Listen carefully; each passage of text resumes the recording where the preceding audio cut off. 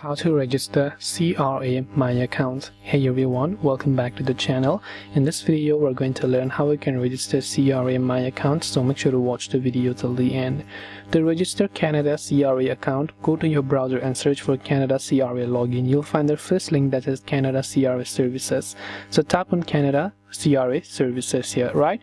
Now here under sign in services you can see my account or my business account, right? But we want to look for our account specifically, so we will select my account here. So once you've done that, my account for individuals will open up. If it's an individual, you can go to your sign in partner, you can go to CRA sign in, but if you're trying to register it, you instead need to tap on the CRA register option here. Now when you go to CRA register option, in this case you'll be taken to the next page where you will need to have some of the form details in order to actually let the system process the request for a moment.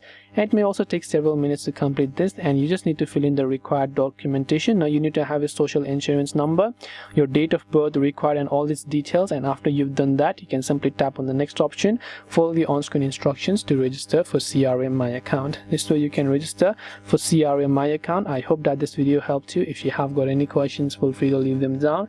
Thank you for watching and see you in the next video.